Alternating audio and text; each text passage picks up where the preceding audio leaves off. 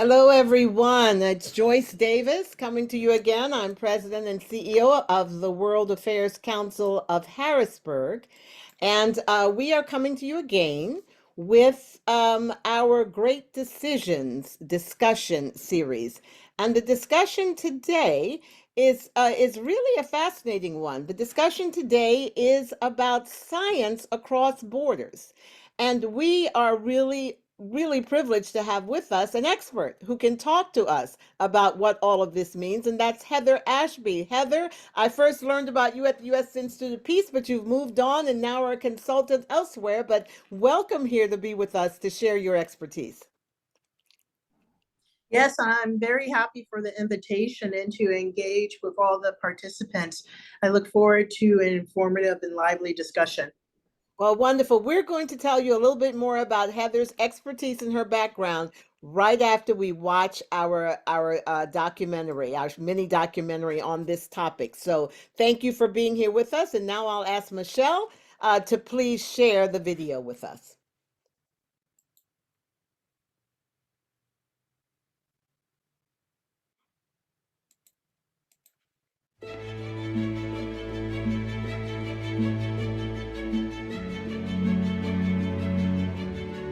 The United States stands at this time at the pinnacle of world power.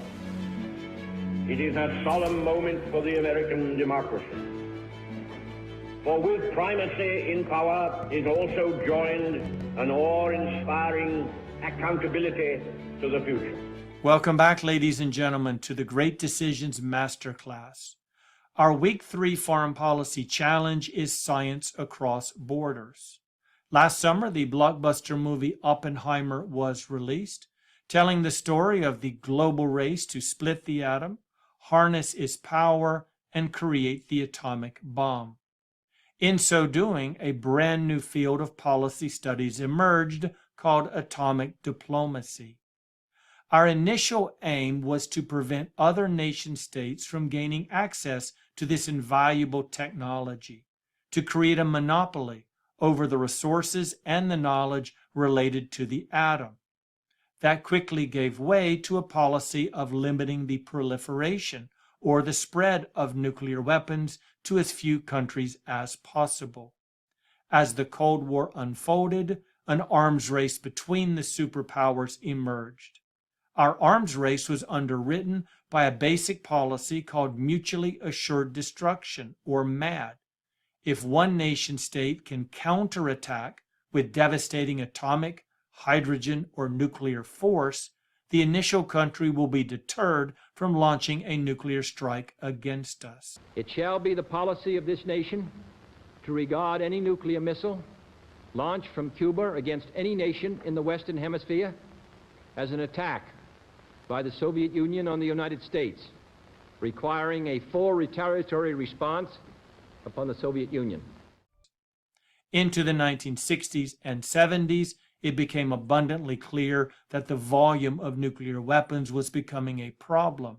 Therefore, efforts were undertaken to reach arms control treaties between the United States and the Soviet Union. Atomic diplomacy remains a very important field for foreign policy studies. However, it is in sharp decline. Especially since the Cold War ended, fewer and fewer bright young graduate students are interested in issues like nuclear deterrence and mutually assured destruction. Keeping the secrets in-house was a principal aim in the 1940s. Technologies discovered, whether about the atom, lasers, or anything else with a commercial or military application, could remain within the United States safely if we took the proper precautions. Countries around the world, of course, were interested in all of our secrets, and so they found ways to chip it away at our protective layer, and before you knew it, those technologies were abroad. Loose lips sink ships. We know the story of the Rosenbergs paying the highest price for passing along nuclear secrets to the Soviet Union, and more recently presidents who have been keen to conduct official state business in open-air arenas. Is it any surprise that President Trump was discovered to have given nuclear secrets to a foreign national? Today's lecture is going to be primarily about artificial intelligence, one important science technology that very quickly spreads around the world and has global implications.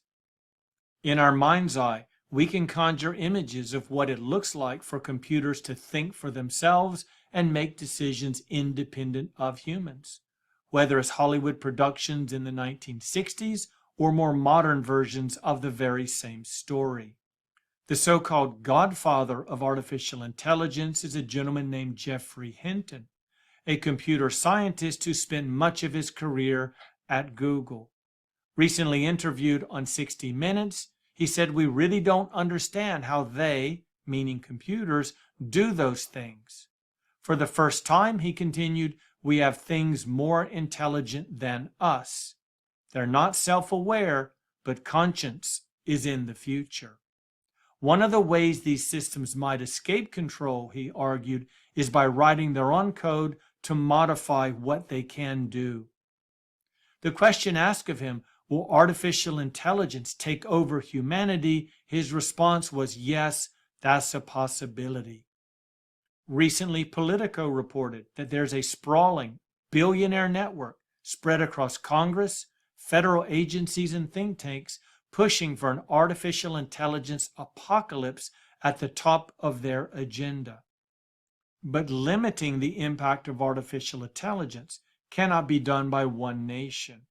Allowing others access to this critically important cutting-edge technology and scientific discovery is probably our best opportunity to agree upon rules to regulate artificial intelligence globally. Today, there are three main considerations that we'll take before considering U.S. foreign policy options. The first is the concept of artificial intelligence, followed by a review of the impact of that technology, and then considering the idea of science across borders. What exactly is artificial intelligence? Computers mostly learn from access to large amounts of data. Data is the fuel for artificial intelligence, just like gasoline is the fuel for a car. The more gasoline, the farther the car can travel. The more data, the faster a computer can get to its conclusion of reasoning successfully. I will generally define AI as technologies that rely on data. They're designed to find patterns in data, and based on an understanding of those patterns, to make predictions about the world. Data is the lifeblood of these types of algorithms. You have to have a sufficient volume of training data to make them do the things that they do. Now, what's happened is over the last 3 decades, we've begun digitizing information at a scale never seen before. It is the intelligence of machines or software. We see it in Google applications, Siri, the sorts of technologies that allow us to identify threats and problems while we're driving, as well as to route us to the most efficient path to our destination. And in modern education, ChatGPT is the going rage. Everyone's concerned about the implications of that AI technology for education. When I was in elementary school, the philosophy of education was pretty straightforward. You memorize everything. I remember so vividly my 4th grade teacher telling us, if you do not know your times tables through 12, you will not advance to the 5th grade. Over time, we came to learn that discovery is the best way to educate our young students. That gave way in the era of iPhones and the internet to simply finding information. It's all out there and only a Google search away.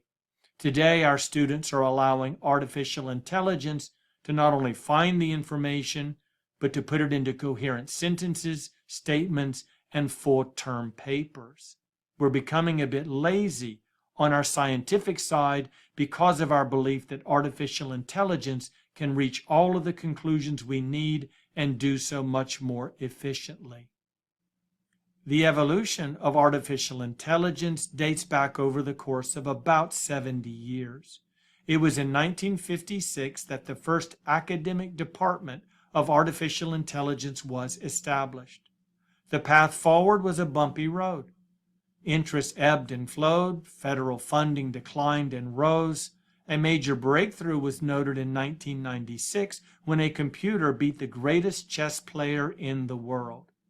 But the major impact occurred in 2012 with the discovery of deep learning, and from there the trend current was sharply upward.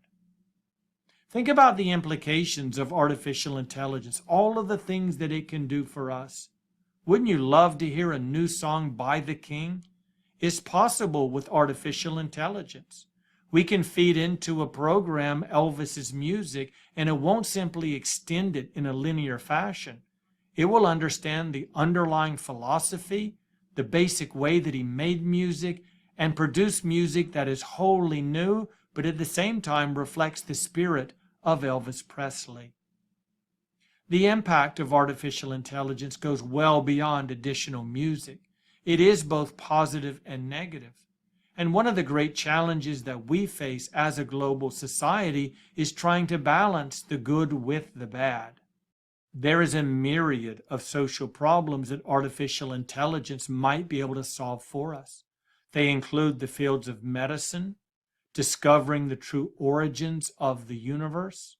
There's artificial intelligence programs that can monitor every ship on the high seas, indicating to us which ones may be involved in illegal fishing or in the process of human trafficking. And then there is the ultimate aim of discovering cold fusion. Perhaps artificial intelligence will get us over the last hurdle towards securing an unlimited source of clean, cheap, and ecologically friendly energy. Problems, however, are also on the horizon. Artificial intelligence decisions are based upon algorithms, and at the core of an algorithm is the data that humans put into it. If the data is not sound, the algorithm and the decisions will be flawed as well. What sort of ethical standards will we apply to artificial intelligence? Whose priorities will be at the top of the list? And what happens when artificial intelligence is weaponized, used to combat other nations on the battlefield or to undermine their security at home? We know about the role of robots in warfare these days, taking over much of the workload of soldiers. We can use them to go into dangerous areas to retrieve exploding devices, and we can use them as well to save our soldiers who are injured on the battlefield. Artificial intelligence is critical for unmanned aerial vehicles that can be used for surveillance or attack capacity on the battlefield. And what about the prospect of a wholly robotic army in the field using artificial intelligence to identify and eliminate targets? Should we be concerned that they may rewrite their own program and turn against those nations who have put them on the battlefield? Artificial intelligence can be used by countries such as China to identify their citizens, to track them, to know where they are at all times, grossly violating their civil liberties. And how about the growing concern over TikTok, a very popular app on cell phones across the nation that uses artificial intelligence to collect data on users? 150 million Americans are using TikTok these days. It is an industry owned by Chinese with connections to their own government. There's also rising concern that 80% of all drones purchased in the United States are manufactured in China. Is it feasible that they're including in that software the ability to project the information they collect back to China via satellites? All sorts of technological weaknesses are revealed as we think about a global market where artificial intelligence is endemic. Attention should also be directed at the implications of robots, computer software, and artificial intelligence in the workplace. Industries far and wide are relying upon computers and robots to take the place of human beings, leading to fewer workers needed and a grave displacement of individuals. If we think about the way the world is put together, artificial intelligence and robotics will have an amazing impact not only on the industries abroad in places like Africa, but also on pressure for people to move away. It is estimated that robots and artificial intelligence will take away 30% of all jobs in Africa by mid-century. Those people are not going to stay home if there isn't a job available. They're going to migrate through the Middle East and on into Europe. The same can be said about our hemisphere. In Brazil and Argentina, certainly in Mexico, robotics will very quickly force people to move from home and enter the United States. Science across borders is a long-standing challenge among foreign policy makers. We would very much like to keep our information secretive inside the United States as opposed to allowing it abroad, but other nations have other ideas. And no matter how hard we try to protect our universities and research centers, they are going to rely upon foreign workers, young, bright scientists from India, from China, Latin America, and beyond, inviting them into the United States with the very real understanding that some of them may be compromised and sending that discovery back to their home governments. We are now ready to consider American foreign policy options as it relates to science across borders. This is not a new dilemma for the United States. We attempted, as this lecture indicated, to deny others access to atomic secrets. At the same time, there are examples of the United States sharing very important technologies and scientific breakthroughs with our allies and other countries. One example of sharing is the CERN particle divider, which straddles the international boundary between Switzerland and France. CERN relies upon a 27-kilometer ring of magnets to collide particles in order to make scientific discoveries. It was established as the European Organization for Nuclear Research in 1954 with a dozen original members. It participates in high-energy physics research with over 12,000 users from 70 countries. This is a classic example of cooperation among nations on issues of science and sharing technological discoveries for the good of all. Here you can see the current membership in the CERN. It has had many scientific discoveries, including the Internet. Sharing and denying simultaneously is the path we've taken with the International Atomic Energy Agency, established at the behest of President Dwight Eisenhower. It provides inspectors to go to reactors around the world to ensure that they are safely operating. The last thing we want is another Chernobyl or Fukushima disaster. It is the IAEA's responsibility to advise nations on the best practices for peaceful nuclear energy purposes. It also helps countries develop peaceful energy nuclear capabilities by sharing the secrets of the atom. And finally, in a denial capacity, it is the United Nations nuclear watchdog. It warns us when nuclear proliferation appears to be on the horizon. The foreign policy challenge for us is, should we deny or should we share? When is each most appropriate and in the country's interest? Maybe the best way to go is to use artificial intelligence to determine how to safely share science with other nations. I say that, of course, tongue-in-cheek, given what we've learned in this lecture about artificial intelligence, what it can offer to us, and also the challenges that it presents. With that in mind, I encourage you to stay engaged and make great decisions.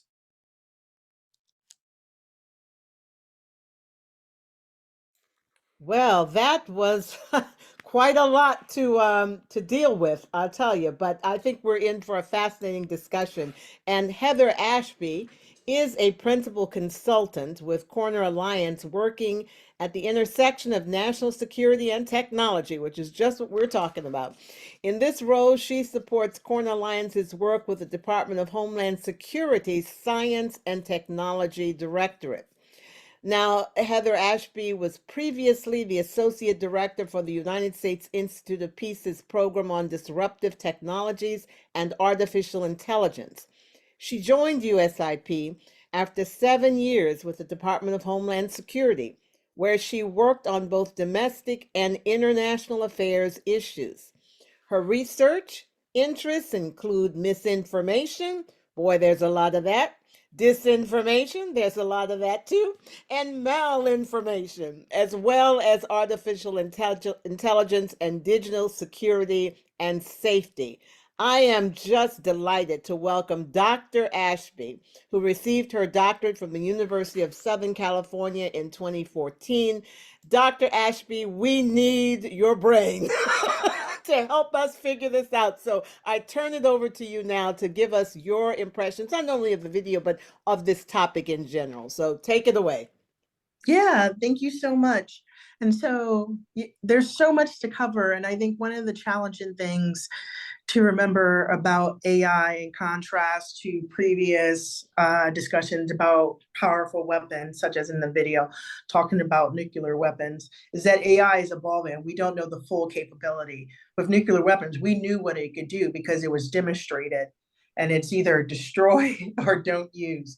With AI, it exists on a spectrum in which you could say pretty damaging AI making a decision for nuclear weapons, or on the good side, in which you could use as an early warning system with incorporation of good data to understand what regions of the world may be more susceptible to certain types of climate change or conflict.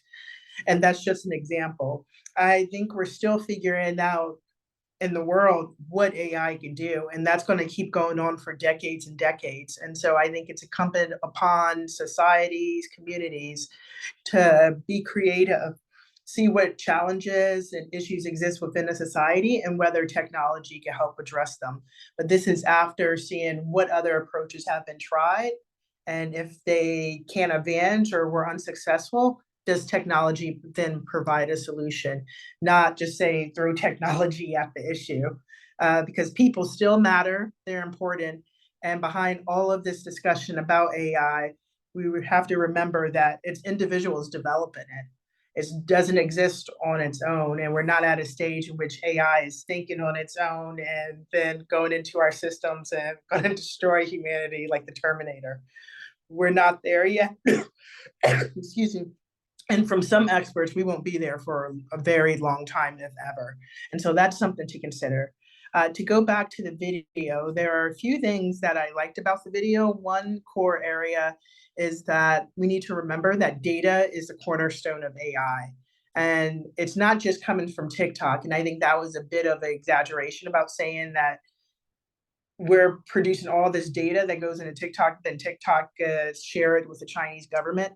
We're producing data all the time. The moment that you sign into your device, email, you're opening up yourself for data from a company to use it for whatever purpose they deem necessary. And a lot of that is in the terms and conditions that hardly anyone reads. And that's why we see updated terms and conditions, and no one's going to go through it. And it raises a lot of questions about privacy. And this is going to continue on with AI about where is that data coming from?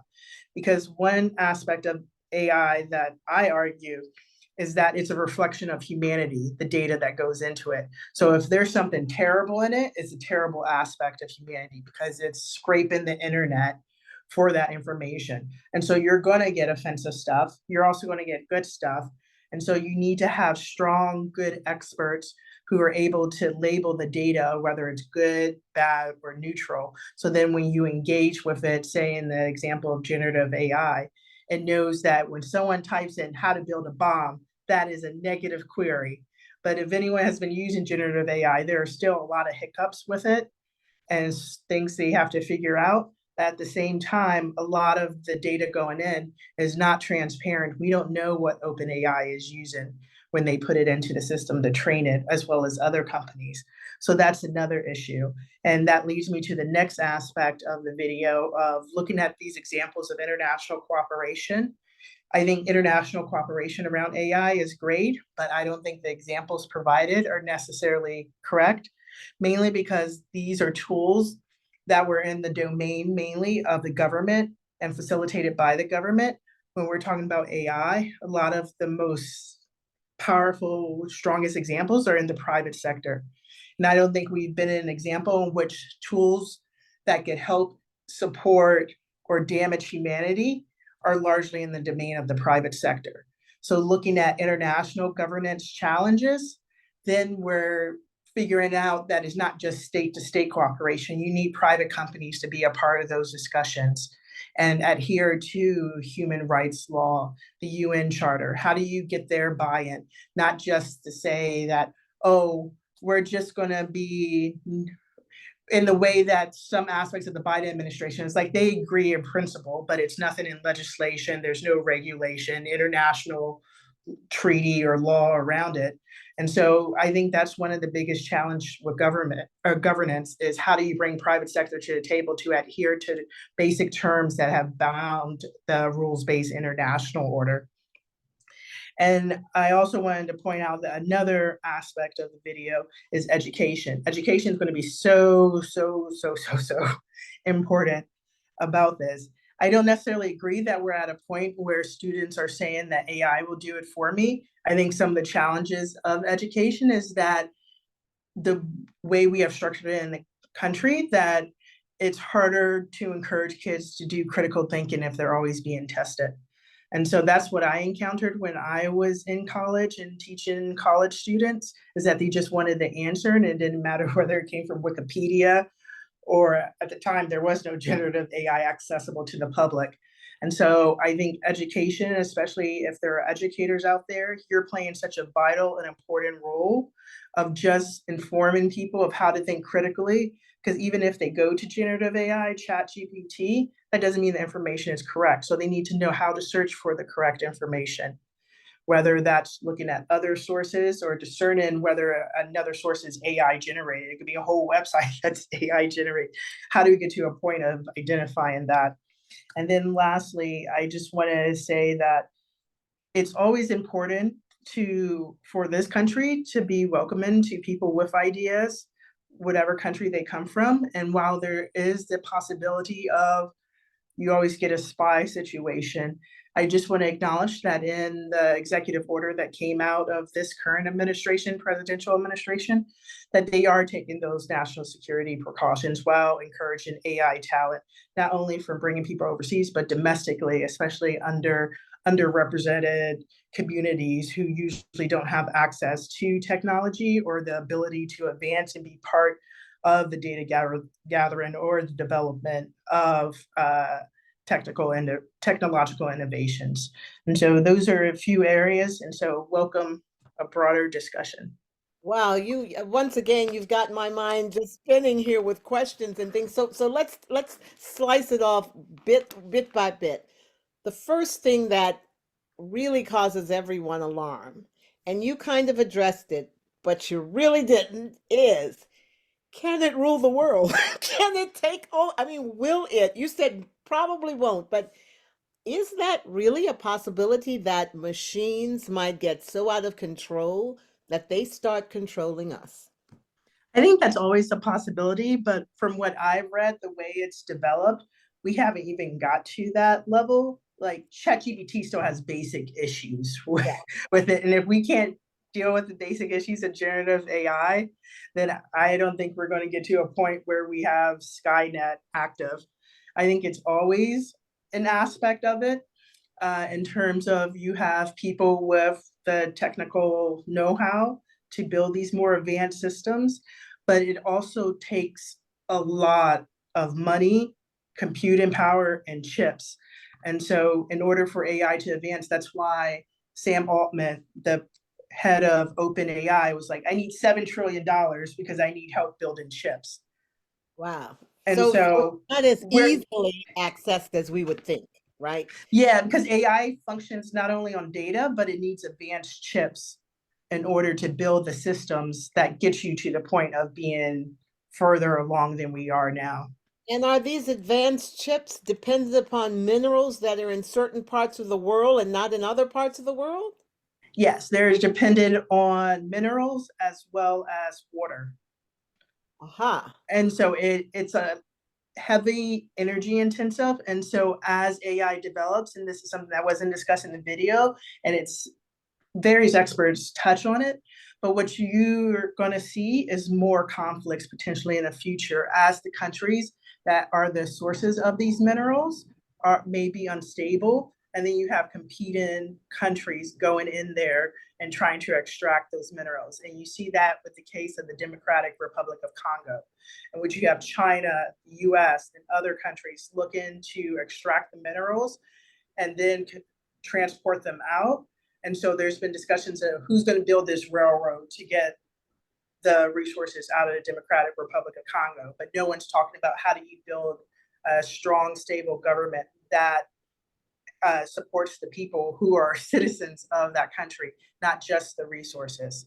Yep. You also have a chip factory that's being built in Arizona. And as some of you may know, Arizona is having water issues. And so what does the chip factory need? It needs lots of water. And so there was an agreement in the past between Mexico and the US on the river that flows through both countries. And so what does that mean for the future? And so there's going to be conflicts triggered by the need to constantly build up the capacity for more advanced AI and technological systems.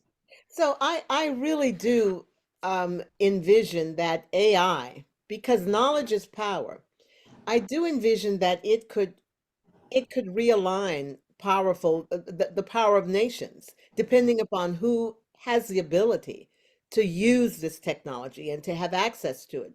But I also think it has the power to strengthen weak nations. Um, just think about it. If I mean, no one has a monopoly on intelligence, really, and especially now, AI is making it possible for more people to be intelligent and more people to have access. What happens if, for example, a nation that we thought we have control over suddenly gets knowledge and is able to have control over us? You don't see that realignment of powers possible? I think anything is really possible. It just matters when it may happen in time. I think one of the challenges for AI systems is that you need to gather the data, and that takes a lot of capacity and software engineering know-how to scrape the internet, to look for other sources for extracting that data, to train the systems in whatever ways that they want to be used for. The other hiccup, at least in the case of generative AI, is that it's only in certain languages. And so until data could be used that in different languages to allow people access to practice on it, most people are going to use the dominant languages in order to engage with generative AI in this example. And so I know there are concerns about China. And so that's one of the reasons that from the Trump administration to the Biden administration, you see this effort to limit China's access to advanced technology, especially chips, as well as other tools that can help power the economy, be used in military application and advance their systems. Quite interestingly, we helped build Russian military because we were giving them technology. And so that was building their weapon systems. And now that they don't have access to that, that's where you hear times about them getting around sanctions to find any type of consumer products to extract whatever technology they can to help build their weapon systems. And so that's something to pay attention to, that the US and the West still has an advantage in that way in terms of having access to the tools, especially the chips, to help build these advanced systems. So you work in national security, and you've worked with so how seriously are they I mean, do they really feel AI might represent a threat to homeland security? And if so, what is their timetable for action? I think there are concerns because it depends on how it's being used and by whom. I was talking to someone earlier today, and I said, during the war on terror, we knew who the non-state actor was. They were terrorists, and we were defining who a terrorist is. Now we're in a way of non-state actors, and we don't know who they are. Like if I had greater software engineering capability, I could start my own disinformation campaign by using AI to help make it easier. Or I could go online, go through the tremendous amount of deep fake sites and start generating deep fakes through those tools that exist now.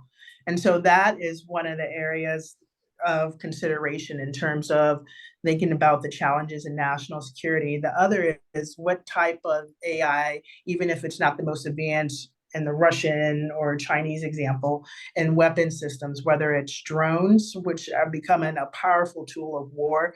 You could just look at the conflict between Russia and Ukraine, that drones are such a powerful factor there of what happens when you build more intelligent drones. Already now, just in the past couple of years with the Ukraine war, we're seeing how drones could be used to identify targets and explode on impact once their target is identified.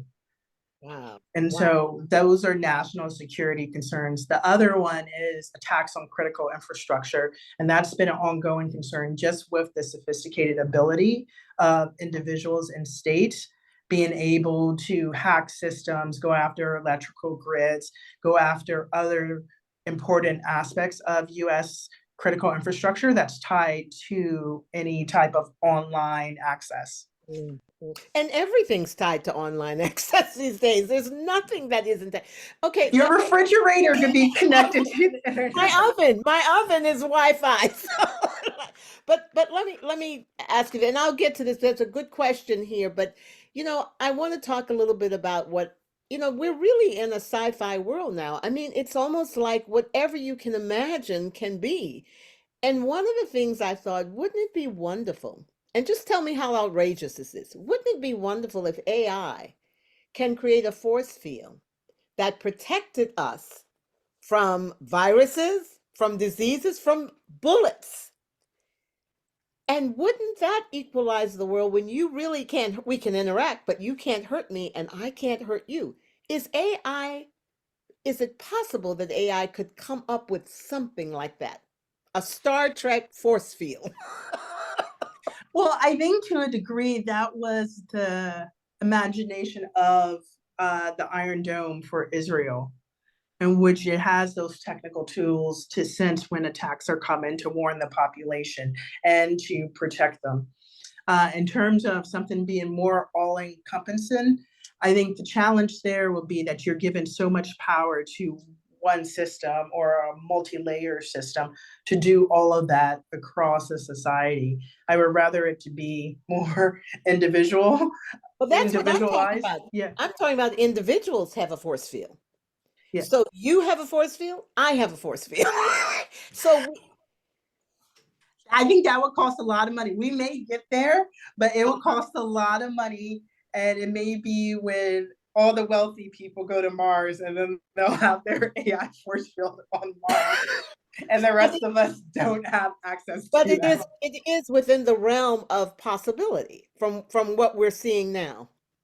I would say yes, it could serve defensive, but once you build something like that, then someone else is going to find a way to attack it. Sort of like antivirus software. You can keep going after the threats and someone's going to outsmart the threats constantly. And AI keeps regenerating. Well, here's a question that I think we really do need to talk about. The question from an anonymous attendee says, Dr. Ashby's statement that AI was a technology largely in the possession of the private sector, not the government. To whom are these institutions accountable? A private company has fiduciary accountability to its owners and stockholders, whereas a government is accountable to whomever its constitutional structure provides for as its basis for legitimacy. Is this distinction not a foundational basis for who AI should be regulated by, I guess? I mean, the question is, who should regulate AI? How should it be regulated? And can it be regulated? Yeah, I think it could definitely be regulated, but it also is dependent upon companies agreeing to it. As the video showed, there are very wealthy people who paid a nonprofit who then sends AI experts to members of Congress to advise them on legislation to write about AI. And so in that situation, it's harder to develop the regulation that is in the interest of the public good when you have this type of influence from individual actors. I think we're seeing this play out now with social media platforms, in which the way they do engage in content moderation is largely dependent on their view of content moderation. And this is shaping up with generative AI as well, in which they are determining what speech and what are the boundaries of speech on generative AI platforms. You saw that with Gemini. It's like, oh, let me go back and tweak it. And they're doing it because there was some reaction in the public, but not because it was triggered by a law. And so I think it's important for people to constantly push their elected officials on engaging in regulation and laws that are in the public good, because companies, the way they're designed and their legal identity in the US, they have no reason to operate in the public good. Their core constituents are their shareholders and a board, depending on how the company is structured. You also have some nonprofit type companies like aspects of OpenAI before the for-profit and the nonprofit aspect of the company. And so I think this is where it's going to be extremely challenging in dealing with AI, is that companies are able to raise the private capital. They're beholden to whoever stipulations for receiving those funds, and they're going to build it. And even the AI executive order that Biden created is not a legal document in the sense of saying, company, you have to adhere to this. It's mainly saying, government agencies, these are your rules of how you should approach AI governance. And hopefully companies will agree to this and accept it in the public good. Well, see, this is where I'm a little bit baffled too, because look at all the trouble we're having controlling nuclear weapons. I mean, that was something that came about, and that we all as a world said, this needs to be managed, this needs to be controlled. Now we're saying this about AI, but if we haven't been able, right, to keep nuclear weapons out of the hands of someone like a country like Iran or other countries, we even were afraid at one point of suitcase bombs going around, right? With the fall of the Soviet Union. How do we really think we will convince countries to not go after their own AI, to be able to be as to defend themselves? Let's just say, in the best case, to defend themselves against America's AI. Yeah, and so I would have to say that the US needs to lead by example. And that's always been a challenge throughout US history, that we created this rule-based order, but on the understanding that we could not adhere to it at certain points when it's not in our interest. And I think we need to challenge ourselves not to do that, because even though the rules-based order is under a lot of strain, there's no other substantial example out there to replace it. Sure, you have Russia and China, and they both differ. Like, Russia wants to blow up everything and just watch the world burn. China has risen within this international system, but wants to play a larger role within it.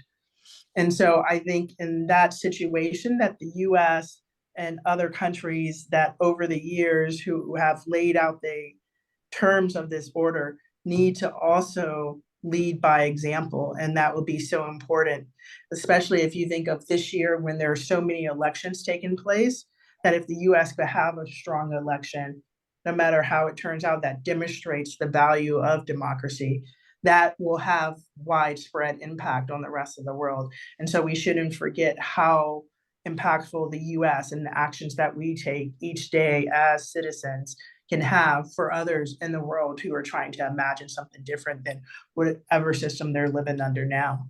Yep, we do have a role to play as a leader. At least we would hope to show people how to, but we're not doing such a good job at living peacefully amongst ourselves, unfortunately. But we've talked about the danger, and there's still a lot more we could explore in that. But let's talk about the good. But I'm particularly intrigued about the possibility for medicine, right? And for, as they say, even for dealing with what we now have as a, climate change issue. We'll have clean energy.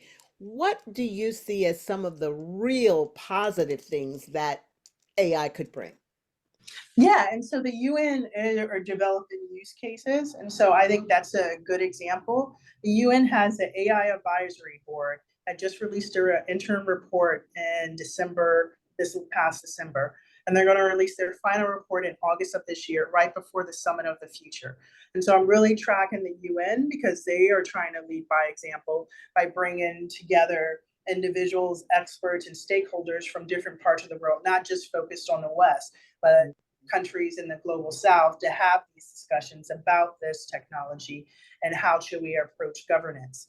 And so some of the examples they laid out was related to climate change, about seeing how gathering data about climate can help impact communities by better understanding what type of climate is going to hurt their country and how to prepare for it. So it could be that early warning system. We could also have an early warning system for conflict.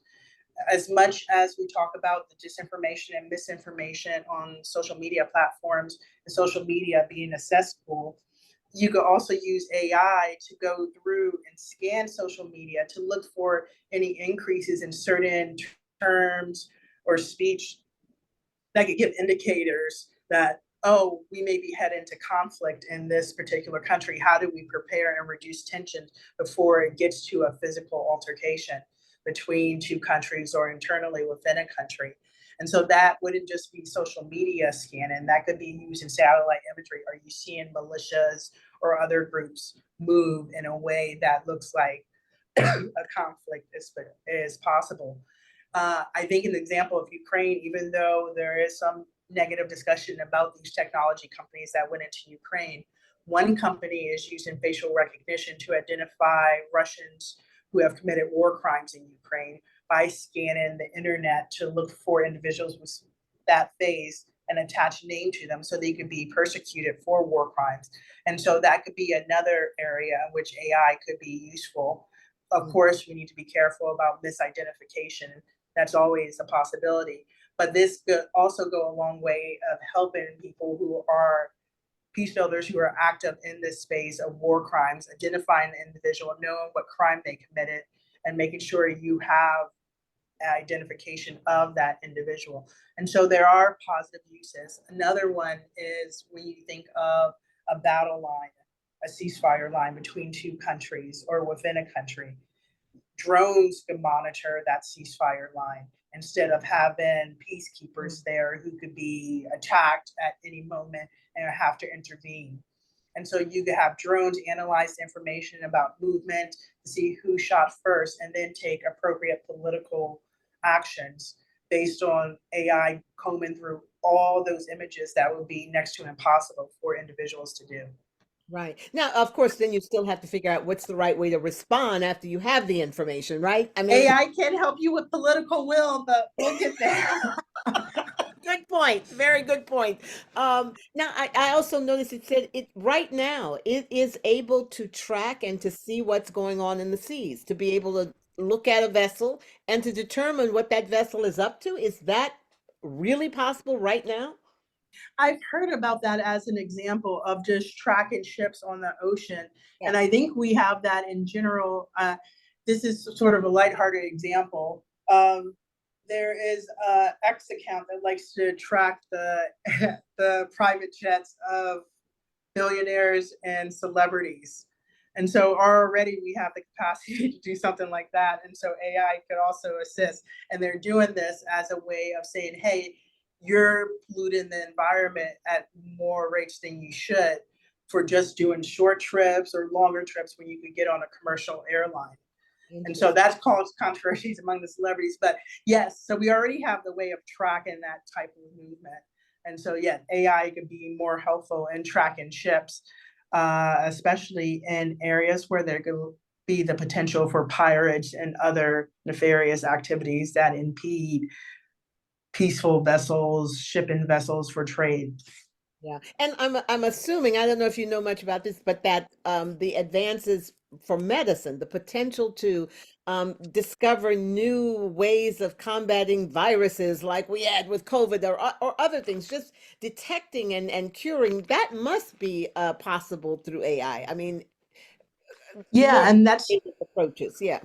Yeah, and that's another area in which people are playing around with AI that could be so useful in a way that maybe doctors and medical professionals are stumped on an issue. One case could be in diagnosis. There are so many examples of people saying, I'm going to this doctor and this doctor, and they haven't been able to diagnose me. If you're able to put in enough good data into an AI system, put in the symptoms, then maybe it will help the medical professional brainstorm and understand that they missed something that AI was able to pick up on because of patterns and trends in the data. So that could be useful, as well as looking at new DNA sequences and other possibilities. You could also think of these AI tools as a way to help brainstorm with professionals who may have felt like they exhausted their capacity, but the system could see something that they can't because it's dealing with so much data that they cannot process. Yeah, that's what I'm thinking. That would really help with diagnosis because you're right. In fact, we have a friend now who just they can't figure out what it is, but maybe AI could help at least identify some other possibilities. But here's a question that's coming in from Stuart. He says, since AI is largely software based, it is generally protected from disclosure as intellectual property. Unless governments nationalize the underlying code and to some extent the data, it will remain in the interests of private entities to exploit AI to advance their individual financial interests. This differs from most other prior technology, he's saying, which had a primary physical basis. Distributing computing, think cryptocurrency, can solve a lack of access to the chips needed to process the data for AI. Does this make a tech monopoly less likely? He's asking. In terms of having the government regulate the data underneath. I'm assuming that's what he means. Yes. Yeah, I think one of the challenges there, and it's coming up in these lawsuits against companies right now and that are producing generative AI, is that people feel that if they're producing something like an image, that they should receive compensation or acknowledgement for it. And it's within their domain to see how it could be used with permission. So you could then determine the government could strengthen the capacity of those individuals or other entities that are producing the data that goes into AI, and allow them to be compensated or acknowledged for it and add more transparency to what the data is that's going in. This is an aspect of the EU AI Act to a degree, is adding more transparency on the data. So these companies, some of the companies, it's not like the silver bullet type of legislation, that adds more transparency on the data that's going in. So we have awareness of it, as well as to share some of the code that's underneath it. And so I think paying attention to how the EU law plays out will be significant and an example for other countries or for the international system of how to proceed, or even in the shortcomings of the EU Act, because there are always carve outs for intelligence and national security concerns. And so that's the other aspect, that even if we pass the law, I feel that there will be an exception in national security examples or intelligence in which it allows the government to do whatever the government wants to do with it. Yeah, exactly. And in fact, that someone's asking, can you discuss ways in which AI can be used in support of cybersecurity? Yeah, so I've been writing an article that talks about how in the Ukraine war, and I just touched on this, but I read more about it, that companies were helping Ukraine identify through AI potential cyber attacks and vulnerabilities that it could see in the software where is the shortcoming? And so that was helping them protect their systems, particularly critical infrastructure, even though Russia still managed to attack their electrical grid, because AI can go so far, but it can't protect you from the bombs that are coming down. And so in that respect, AI can be used in cybersecurity, and it's already being used in cybersecurity in terms of enhancing the defense of various government excuse me, and non-government systems to identify attacks that are taking place, be proactive to prevent attacks by looking at any types of gaps or shortcomings in the software. Interesting. Now we've talked about the threat, the potential threat to. I still think we're going to be surprised by AI, and that a country or an entity that we thought we had completely under control or were crushing. I mean, imagine if they suddenly were able to figure out how to countermand what we're doing to them, right? I mean, imagine if Palestinians had AI and then they suddenly turned and were able to defend themselves. I mean, I could see that changing the power dynamics around the world. But so we've talked about that. I mean, I don't know if you want to comment on that. I mean, that would be, I just expect that this thing is going to be surprising to us. Yeah, and I don't think you need the most advanced AI to attack another country or attack a group. You just need to have someone or a group of people with technical knowledge who are able to do that. And so we see that in the information space battles and the Ukraine-Russia conflict, as well as Israel and Gaza, in which is not the government or an entity like Hamas that are online fighting each other. No, it's spread much bigger. So how do you do in a situation of a conflict when it goes against it? It extends beyond the conflict parties. How do you even manage that type of situation? And we may be looking at a future war in which people far away from the conflict are playing a role and we can't manage it. Exactly. I mean, the thing just, it blows my mind, all the possibilities and the one things that we can't even think and can't even imagine. However, we've talked about the security aspects and war and all that, and we've talked about medicine. Let's just have these final minutes actually talking about, you know, the arts, right? They talked about music, and I found myself saying, would the impact of having an AI generated new song from Elvis or from Sam Cooke or anyone, would that really move me as much as knowing that this is a human being that's come up with this? What are your thoughts? I mean, can AI really take the place of artists? I think to a degree, and that's what some of the lawsuits are right now about in terms of intellectual property and copyright, is about who has ownership and authorship of the product when you produce it, but when it's out in the public, does it then become open to anyone to interpret? I think that's a question that's going to end up going high up within our judicial system to be, excuse me, to be determined and solved, much like this year, the Supreme Court is going to be discussing or making a decision on content moderation as it relates to social media platforms, even though it took them, when we think about when social media came about and now that they're making a decision about it. But I think with AI, it's going to come much sooner.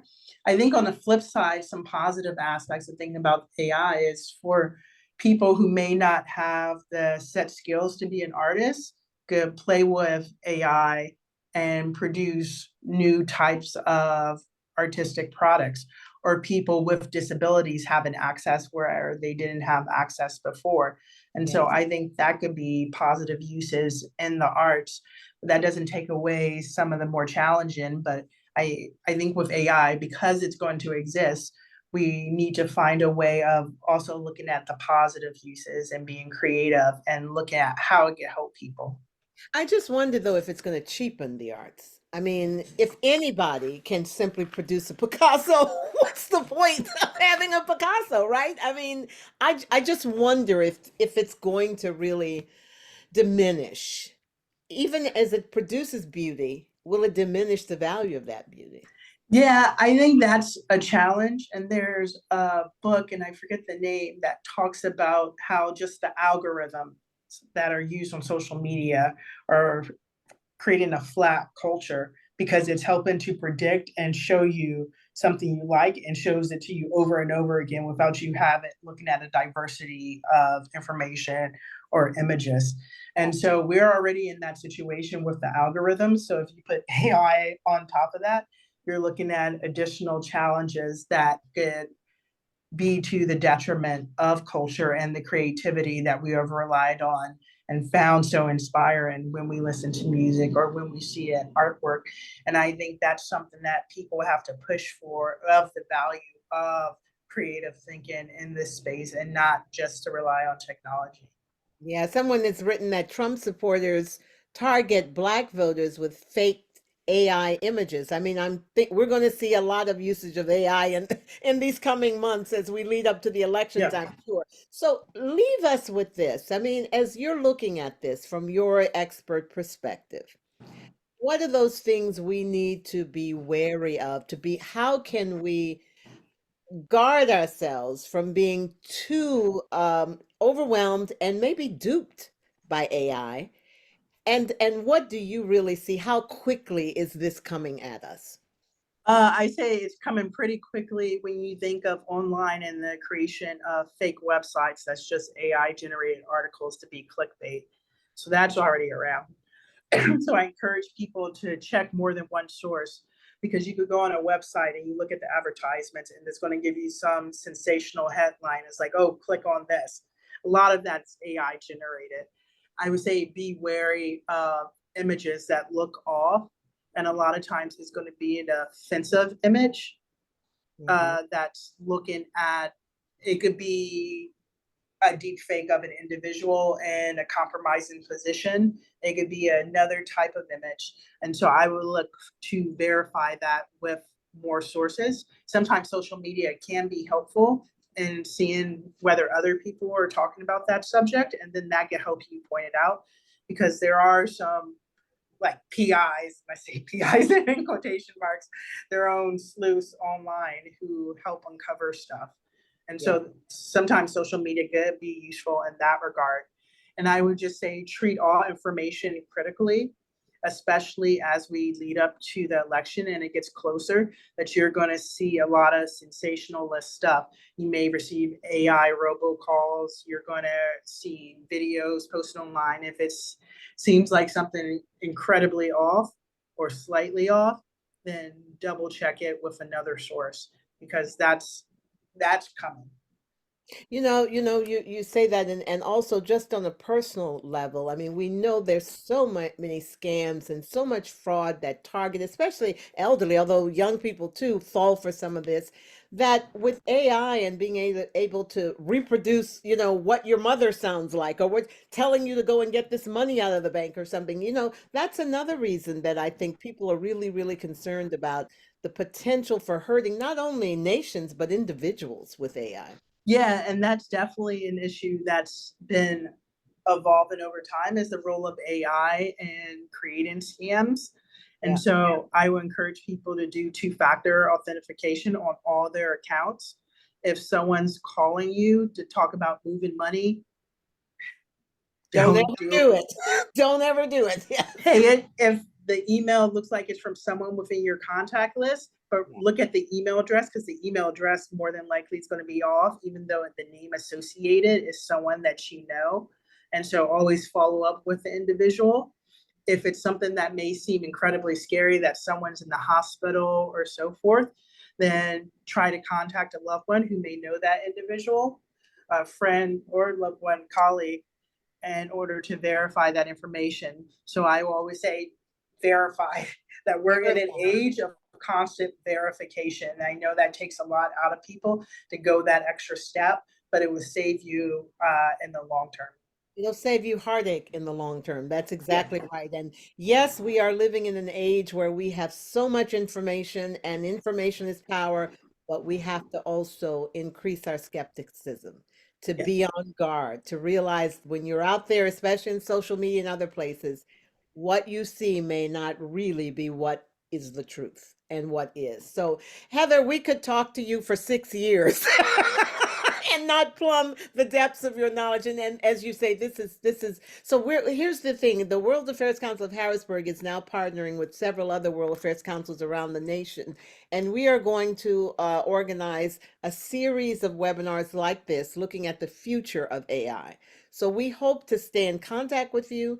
We're going to be developing these so that we can really piece off each individual. What is AI in medicine? What is AI in security? What is AI in, social media? So that we can really gain an understanding and inform our associates around the country about what's coming. Because it's coming quick, guys. So. Yeah, and I hopefully my comments and responses to the questions were helpful. And I would love to stay in touch, and people could feel free to reach out to me. I'm on LinkedIn. I'm usually not on social media for obvious reasons, but really, I've just never been into social media since it was founded. I never found it that interesting for me.